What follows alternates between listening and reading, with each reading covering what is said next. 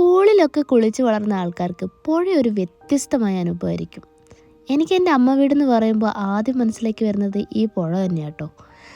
ഇവിടെ കിട്ടുന്ന ഒരു സമാധാനവും സംതൃപ്തിയും എവിടെ ചെന്നാലും കിട്ടത്തില്ല.